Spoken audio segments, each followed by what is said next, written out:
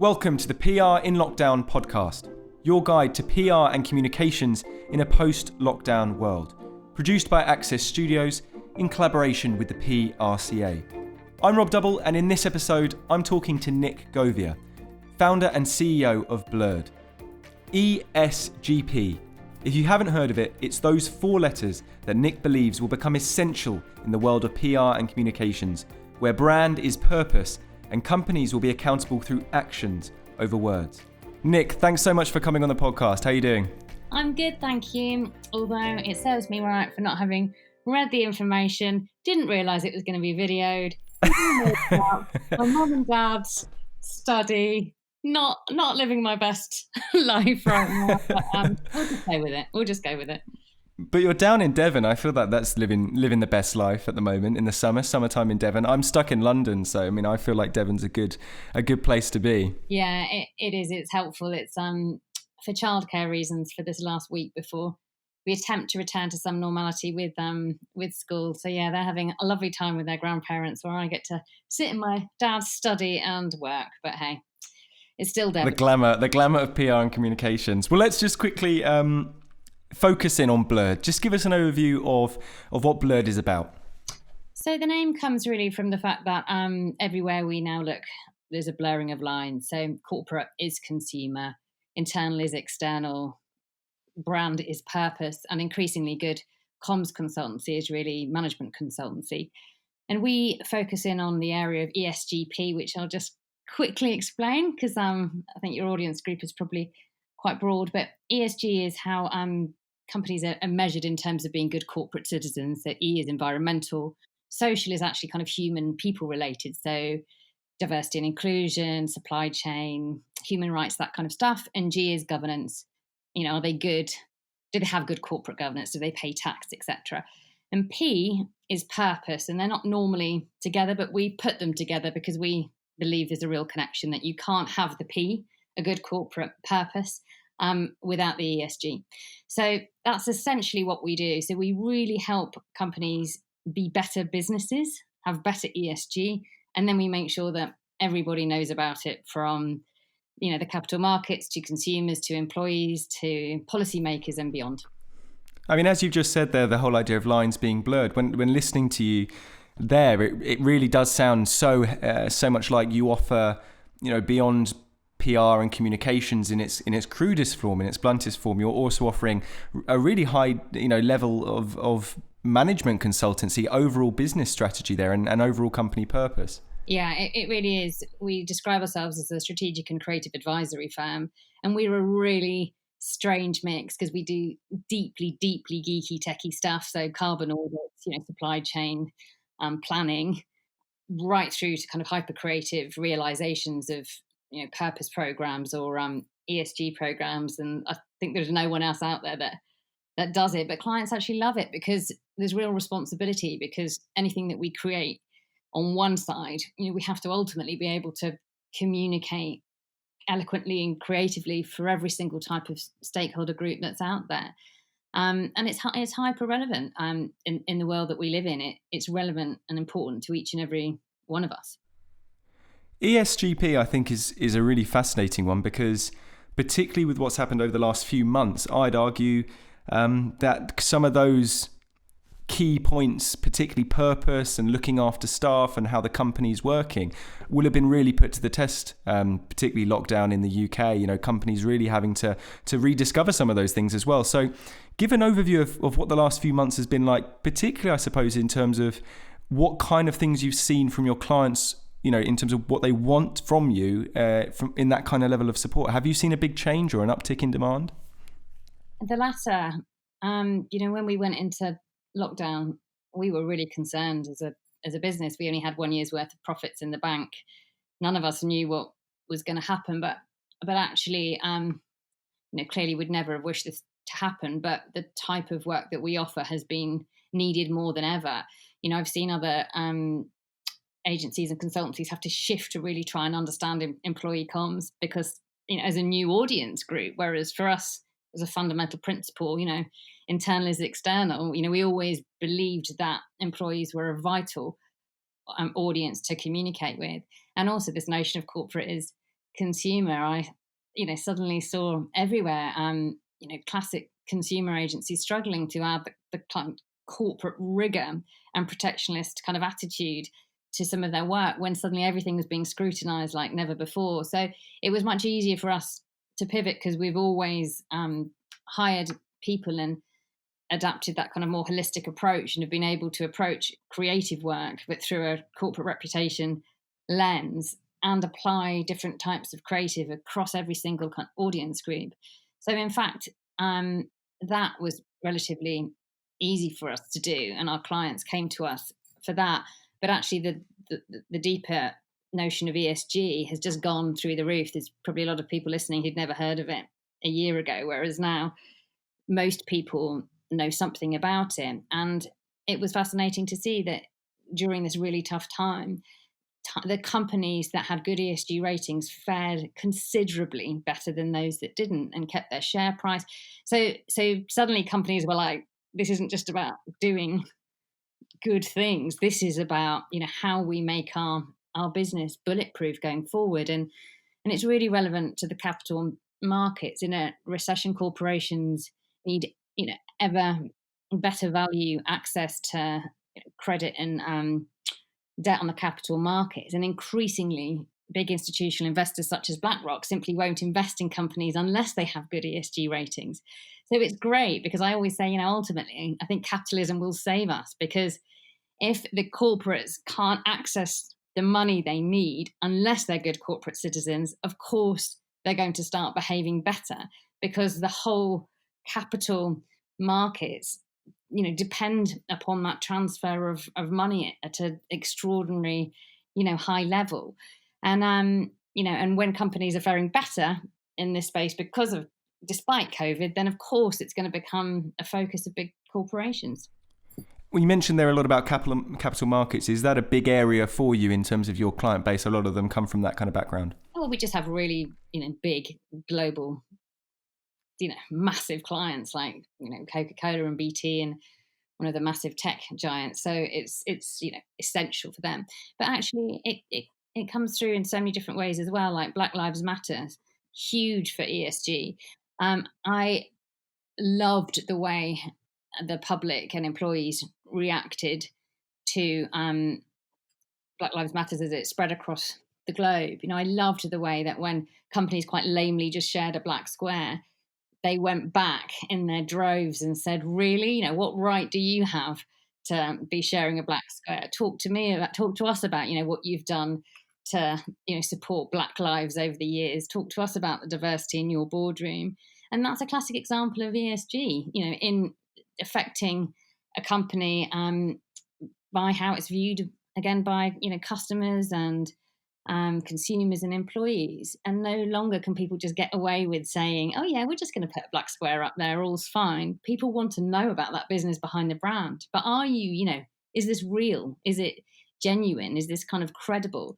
And it was great to see that, because it's not right that companies just woke wash. In terms of ESG, when you're talking about, how you've set up the company Blurred, when you're obviously as a company which provides it as a service, you have it baked into your company in the way, particularly, you're talking to your employees, and you mentioned how those companies that have good ESG fared better over lockdown. For someone who has a very little knowledge of this area, what were the kind of things, the specific things that you believe that are great examples of ESG, particularly, I suppose, in terms of employees and working within a company, which really, really came to fruition and were an enormous benefit and help during that lockdown period? Well, so Black Lives Matter is an example. So companies or employees who felt their companies genuinely did believe that Black Lives Matters. There's great unity and solidarity in companies where, and they managed to create that real kind of brand love from their employees who felt that same thing. But it can manifest itself in so many different ways. Whether or not, despite lockdown and difficulties, companies were still, supporting other organizations and doing the right thing. So Coca-Cola, one of our clients, put all its marketing spend, all its external kind of media buying on hold from March right up until a couple of weeks ago. So it could divert all of its normal marketing money to support the effort globally. Now that's a classic example of, good ESG and doing the right thing. And that would have, as well as that being just the right thing to do, that would have garnered an awful lot of support from employees and customers. So in early days, particularly, we spoke to our clients about the importance of acting right now as a business and not a brand. What can your business fundamentally do? What part of your infrastructure can you change to support this effort? The brand stuff can follow, and as long as it's true and authentic and right to you, why shouldn't you do that? So for you then internally as the CEO and founder of Blurred, what were the kind of things, what was your lockdown experience like, I suppose? What were the kind of things that you prioritized, particularly for your team and the company, that made this, ensured that the ESG was being a focus and was being sort of lived up to, particularly in such a challenging commercial environment, but also societal environment as well? People were experiencing really tough challenges personally during that time. Well, it was relatively easy for us as a business ourselves to switch to lockdown because, we're less than 2 years old and we had been created as a business with great flexibility. So home working, etc., was completely normal. Everyone was set up to do that. So as soon as it went to full-time working at home, it was relatively simple. And because we're a purpose-led business, we practice what we preach as well. We have really good, ESG, always trying to make it, ESGP, always trying to make it better. But, we ensured we just put our team's, mental and physical health, right at the forefront. So we introduced really early on sessions that we still run today. Every day we have a healthy body, healthy mind session. So a different type of physical exercise class, from Pilates to yoga to combat, which I had today. All the way through the HIIT. Combat? What, by yourself over Zoom or something? Yeah, we do a whole class. And amazing. We put them on. We have different instructors, but very representative of our own values. We put them on for our team, for our clients, for our cohorts. I can talk about the cohorts in a second. For our extended family and friends. It's just something we put on, and that has made a massive difference. So that's really interesting. So it was really extended. It wasn't just about being the immediate team. It was about the immediate team, their families, your clients. So it was really a greater nucleus that you felt you needed to provide that support for. Yeah, it links to one of our values, which is democratic.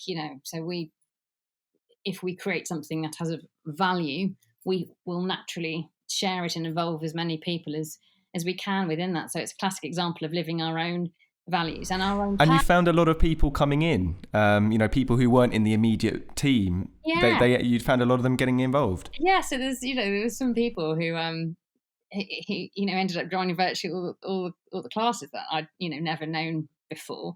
But equally, it's brilliant because you'd be 1 minute tackling really complicated client issues with the client, and then 10 minutes later, kind of like in a imaginary ring, like knocking the crap out of each other in terms of a combat class. So it's brilliant actually, and was a great leveler for everybody. So things like that. Plus, also we do exact coaching for everybody of every level every other week. So again, that's just a core benefit of Blurred, and that's made a massive difference. And we upped that to the extent that if people hadn't passed their probation, which is normally you pass your 3 months probation and then this starts, we were just like, right, for everybody, and increased opportunity if people needed, so that they could also deal with any issues they were facing, because it was difficult for all of us for different reasons. People with young kids at home found it incredibly difficult for certain reasons. Others that were in flat shares, with very limited space, found it difficult for other reasons. So that's what I mean by we really focused on ensuring that we provided, the emotional and physical support that people required during that time. And you mentioned about cohorts. I'm really keen to find out what a cohort means in the land of Blurred. So the only reason we're able to deliver our core proposition, which is world-class consulting meets world-class creative, is because of our cohorts. So, and the consulting, the creative links to that deep technical geeky stuff I talked about versus the highly creative expressions of it. So we have a core blood team, which is expanding. We've hired a couple of people, during lockdown, but we have these really, really deep specialists and experts that we bring in on specific pieces of work. And this is how, in less than 18 months, we were able to bring on many of the world's largest companies as core clients, because we'd rock up as an outsider and then bring into a room, either physically or virtually, world experts in specific areas. And they were like, okay, we're not in Kansas anymore. They kind of get the power of this proposition. And that means that, I spend probably 30% of my time just meeting and building relationships with cohort members. It's an extraordinary commitment. Plus, my other founding partners do as well. But it means there is not an issue in the world a corporation or large company could face that we cannot field a world-class team for. And that, in a time of crisis like COVID, is everything.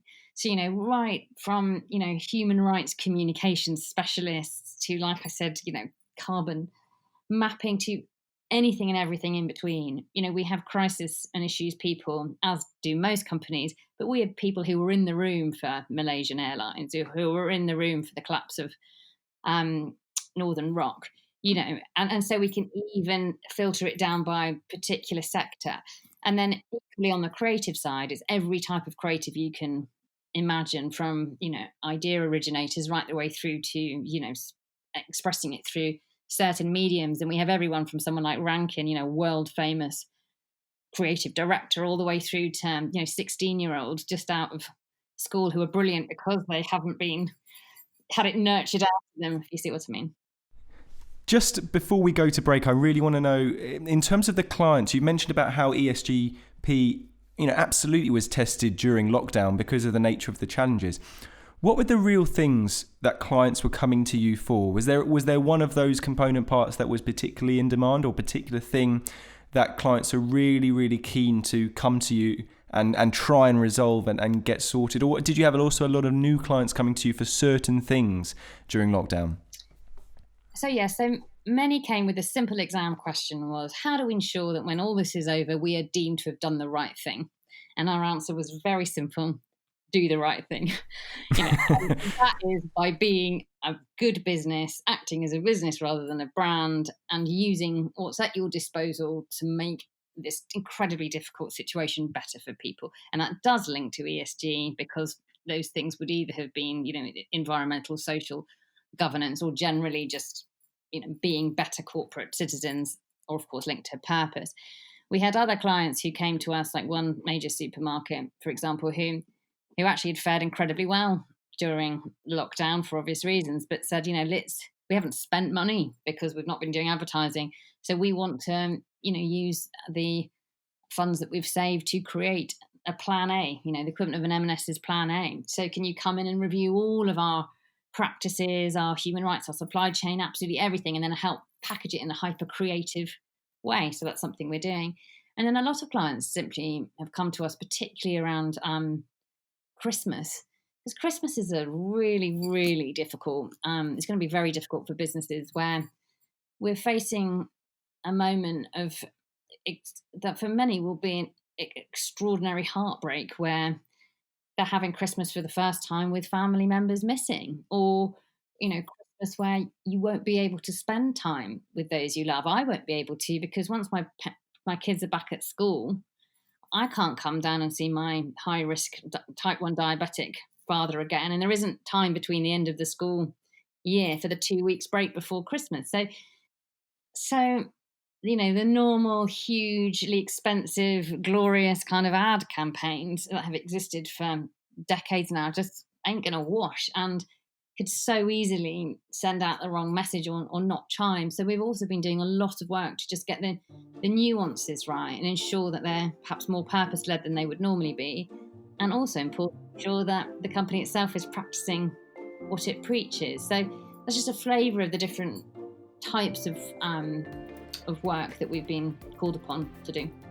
It's really interesting stuff. We're going to go on a quick break, but don't go anywhere, because we're going to be discussing with Nik how this transition from lockdown is happening and what to look forward to and to look out for in the next few months ahead, and indeed in the long term. Don't go anywhere.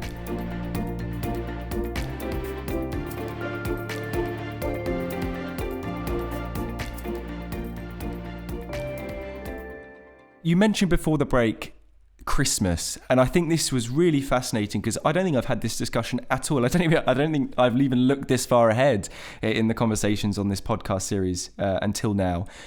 You mentioned quite rightly about the challenges that Christmas is going to bring.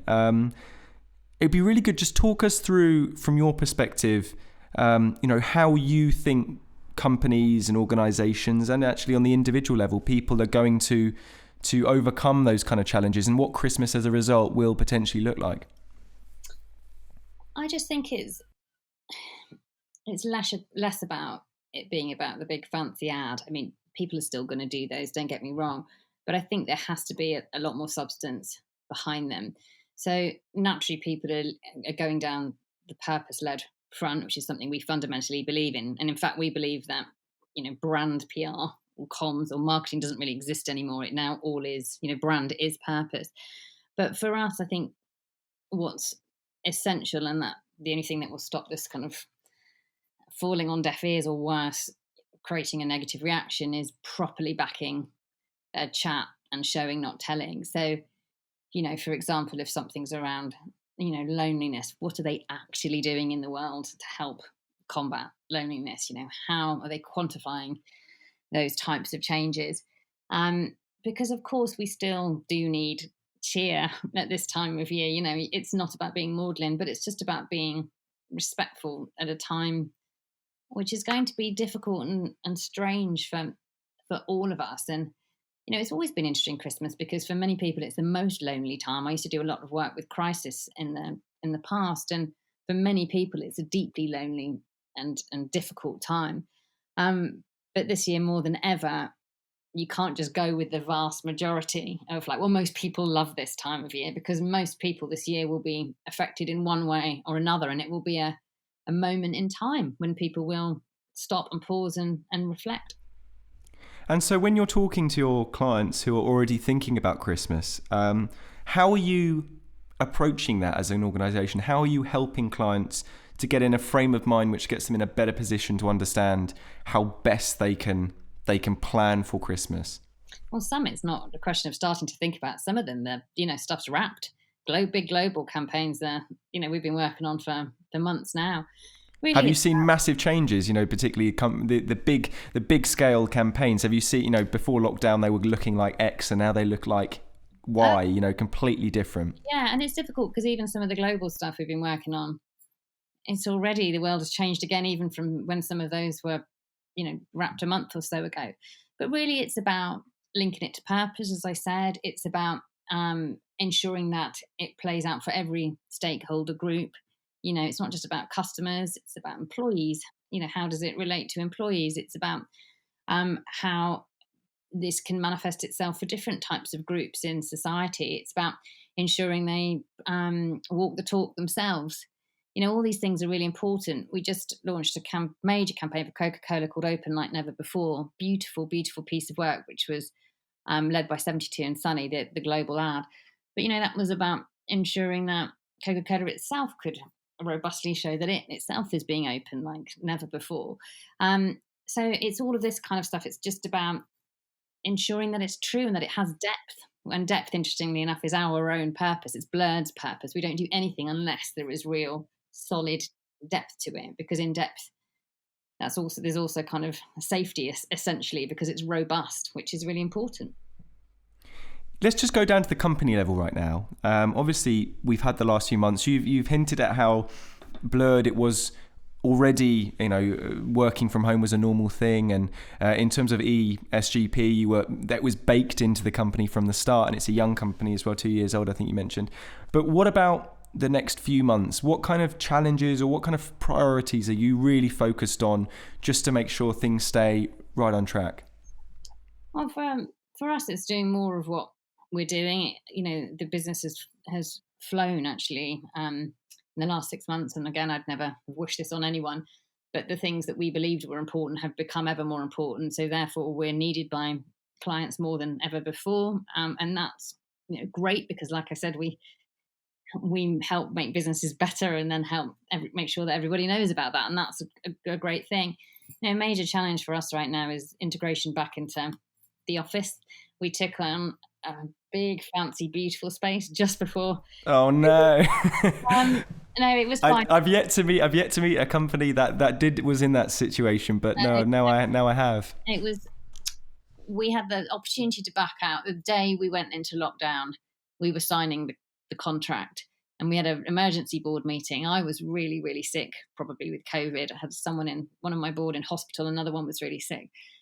And we were like, do we back out of this? But we had so much money, thousands of pounds that we would have lost. And also just some simple logistical things, like we had 250 individual line items ordered on their way to that office. And even to try and undo all of that would have been, we didn't have, when you're trying to deal with these massive changes and advise clients and look after the team, it just was one too many things to deal with. But instead we renegotiated.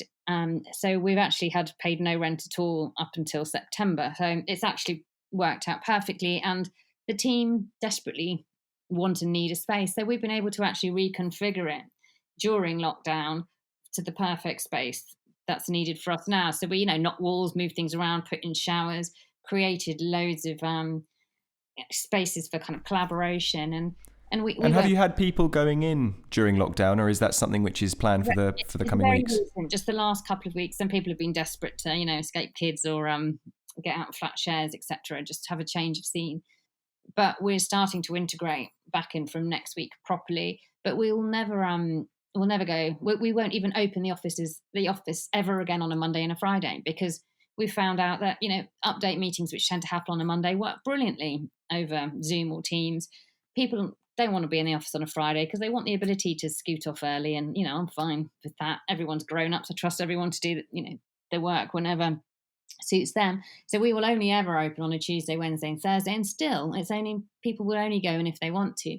But we've missed it for collaboration and kind of creativity and truly getting to know your colleagues and overhearing things. We've got new team members I've never met in the flesh. I wound one guy up the other day because I'm 5'2" and Katie, one of the founding partners, is nearly 6 foot. And I was like, I've got to warn you, I'm really, really tall. Obviously, I've totally given him misinformation to try and blow his mind when we eventually meet. But again, it's these challenges create opportunities, and there is an opportunity for us to do things differently. I think this way will work really well, that we can be in when we want, knock things around. We've been able to create the perfect space for the new world order. But we will always trust people to work where they want, when they want, and in the style they want, because that's what always gets the best results. In terms of the services you've been providing, and obviously the services that you were born, the company was born to provide, are you anticipating any big changes, in trends or demands, or within the ESGP bracket, certain upsurges of things over the next few months, or are there anything you're preparing for around that, or you anticipate to be likely? Well, there's two big areas really. Well, three actually. So environmental is the obvious, because we can't forget that we're in a climate crisis. So that's going to be raising its head again. Well, it's clearly never gone away, but we're doing a lot more on that. But another more emerging one is actually kind of AI and robotics, which is quite as a major ESG threat. Something we're really lucky that Matt Peacock is one of our partners, used to be the group comms director of Vodafone, and also lectures at a number of business schools. So he runs Blurred Business School. So every fortnight we have a proper lecture on something. And we had one on robotics and AI, and a huge threat there globally, because increasingly, jobs will be going, and something like, I can't even remember the figures, but billions of jobs will no longer exist. And that's a major issue. And as corporations continue to explore ways of doing things that don't require humans, that has a huge ESG knock-on effect, because people will ultimately not have jobs. And if you take that to the very end of where that could go, if people don't have jobs, there will be no consumers to buy their products. So where does that take you? So that's a really interesting, mind-blowing area. And honestly, I wish I could send you our hour and a half lecture on it, because my mind is like... And so that's something that you see as like, a threat, but how would you approach that, or how are you thinking this is something that needs to be approached on an ESGP level? Because obviously, that for me, that from knowing about it without seeing that an hour and a half lecture, that is a case of AI creates better productivity for the company, better profits, but obviously it loses staff. Those are people's livelihoods, job losses, as a result. So how would, in terms of the next few months, how are you approaching looking at that issue and trying to find a sort of middle way to support your clients with? We just start to talk to our clients and say this is going to be a problem, because it's not just about losing, their own, not about just their own jobs. It's if every major corporation requires people less, ultimately, we'll end up in a situation where only 10% of the population has a job. What do you do in that situation? And we now live in a world where corporations are more powerful than countries. So it's not even like you can go to the countries and go, create some kind of system to support this without taxing corporations differently. But we live in a world where corporations who don't do the G bit of ESG don't pay tax. So it is more of a question of getting them to understand that these issues are coming. You can't just look at ruthless efficiency. You have to consider this in the round. You need to start thinking about this. You need to start thinking about, maybe is it exploring, other types of jobs that will exist in the future, and backing those and the exploration into those types of areas. So this is so early on. It's just starting to plant these seeds in people's minds, really.